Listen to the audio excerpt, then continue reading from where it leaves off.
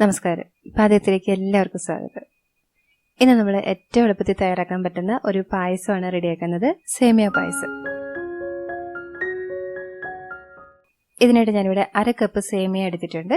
Roasted സേമിയാണ് എടുത്തിട്ടുള്ളത്. ഇതുപോലെ ചെറിയ കഷ്ണമായിട്ട് കിട്ടുന്ന സേമിയ, ഗ്രാമിൽ പറഞ്ഞാൽ ഏകദേശം 85 ഗ്രാം സേമിയ എടുത്തിട്ടുണ്ട്. ആദ്യം നമ്മൾ ചെയ്യാൻ പോകുന്നത് ഒരു പാൻ അടുപ്പത്ത് വയ്ക്കാം. അതിലേക്ക് 1 ടേബിൾ സ്പൂൺ നെയ്യ് ഒഴിച്ചൊന്ന് ചൂടാക്കുക. നെയ്യൊന്ന് ചൂടായി വന്നു കഴിഞ്ഞാൽ ഇതിലേക്ക് കുറച്ച് അണ്ടിപ്പരിപ്പ് ചേർക്കാം. ഒരു ചെറിയ പിടി അണ്ടിപ്പരിപ്പ് ചേർക്കുന്നുണ്ട്. ചേർത്തൊന്ന് കളറ് മാറുന്നവരെ റോസ്റ്റ് ചെയ്തെടുക്കാം. ഇതിൻ്റെ കളറൊന്ന് മാറി വന്നാൽ ഇതിലേക്ക് കുറച്ച് ഉണക്കമുന്തിരി ചേർക്കാം. 1 ടേബിൾ സ്പൂണോളം ഉണക്കമുന്തിരി ചേർക്കുന്നുണ്ട്.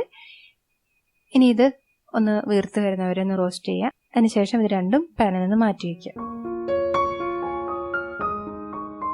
ഇനി ഇതേ പാനിലേക്ക് സേമിയ ചേർത്തിട്ട് ചെറുതായിട്ടത് ചൂടാക്കിയെടുക്കാം. ഒരു 30 സെക്കൻഡോളം ഒന്ന് ചൂടാക്കിയെടുത്താൽ മതി. ഇത് റോസ്റ്റ് ചെയ്ത സേമിയ ആണെങ്കിലും ഇതേപോലെ നെയ്യിലൊന്ന് ചൂടാക്കിയെടുക്കുന്നത് നല്ലതാണ്. ഇനി നിങ്ങളുടെ കയ്യിലുള്ളത് റോസ്റ്റ് ചെയ്യാത്ത സേമിയ ആണെങ്കിൽ ചെറുതായിട്ടൊന്ന് കളറ് മാറുന്നത് വരെ കുറച്ച് നേരം ഒന്ന് ചൂടാക്കിയെടുക്കാം. എന്നിട്ട് ഇത് പാനിൽ നിന്ന് മാറ്റി വയ്ക്കാം.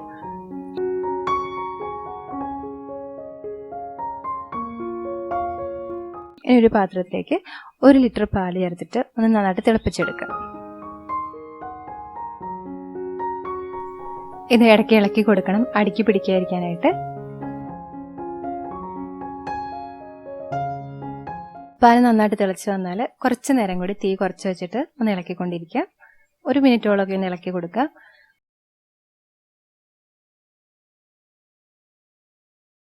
എന്നിട്ട് ഇതിലേക്ക് നമ്മൾ ചൂടാക്കി വെച്ചിട്ടുള്ള സേമിയ ചേർക്കാം.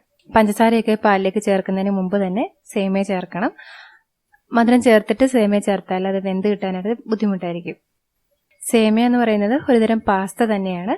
ഇത് അധികമായിട്ടങ്ങ് വെന്ത് കുഴഞ്ഞു പോകാൻ പാടില്ല. ചെറുതായിട്ടൊന്ന് കടിക്കാൻ കിട്ടണം.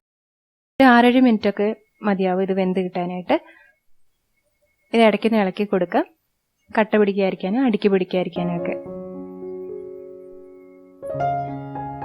ഒരു 5 അല്ലെങ്കിൽ 6 മിനിറ്റ് കഴിയുമ്പോൾ സേമിയ എടുത്തിട്ട് ഒന്ന് നോക്കുക വെന്തിട്ടുണ്ടോയെന്ന്. അതേപോലെ സ്പൂൺ കൊണ്ടൊന്ന് മുറിച്ച് നോക്കിയാൽ അത് മുറിഞ്ഞു കിട്ടുന്നൊരു പാകമായാലും സേമിയ പാകത്തിനായിട്ടുണ്ടെന്നാണ്. ഇതിപ്പോൾ റെഡി ആയിട്ടുണ്ട്. ഇനി നമുക്കിതിലേക്ക് മധുരം ചേർത്ത് കൊടുക്കാം. ഞാനിവിടെ 4 ടേബിൾ സ്പൂൺ പഞ്ചസാര ചേർക്കുന്നുണ്ട്. അതോടൊപ്പം തന്നെ ഒരു 4 ടേബിൾ സ്പൂണോളം കണ്ടൻസ്ഡ് മിൽക്കും കൂടി ചേർക്കുന്നുണ്ട്. പായസത്തിന് നല്ലൊരു രുചി കിട്ടാൻ നല്ലതാണ് കണ്ടൻസ്ഡ് മിൽക്ക് ചേർക്കുന്നത്. നന്നായിട്ട് ഇളക്കി യോജിപ്പിക്കുക. ഇനി നമ്മളിത് ഒത്തിരി നേരം അങ്ങ് കുക്ക് ചെയ്യേണ്ട.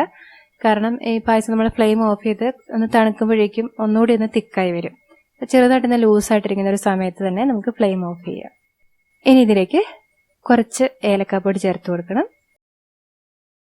പിന്നെ റോസ്റ്റ് ചെയ്ത് വെച്ച അണ്ടിപ്പരിപ്പ് ഉണക്കമുന്തിരിയും കൂടി ചേർത്ത് നന്നായിട്ട് യോജിപ്പിച്ചെടുക്കുക. അപ്പം അത്രയേ ഉള്ളൂ. നല്ല രുചികരമായിട്ടുള്ള സേമിയ പായസം ഇവിടെ റെഡിയായി കഴിഞ്ഞു. ഇത് നിങ്ങൾക്ക് ചൂടോടെ കഴിക്കാം, അല്ലെങ്കിൽ തണുപ്പിച്ചും കഴിക്കാം. അത് നല്ലതാണ്. ഇനി നിങ്ങളത് വിളമ്പുന്ന സമയമാകുമ്പോൾ കൂടുതൽ തിക്കായിട്ട് തോന്നുവാണെങ്കിൽ ഒരല്പം ചൂടുപാൽ ചേർത്തിട്ട് ഒന്ന് നേർപ്പിച്ചെടുത്താൽ മതിയാവും. സേമിയ പായസം എല്ലാവർക്കും തന്നെ ഉണ്ടാക്കാൻ അറിയാവുന്ന ഒരു റെസിപ്പിയാണ്.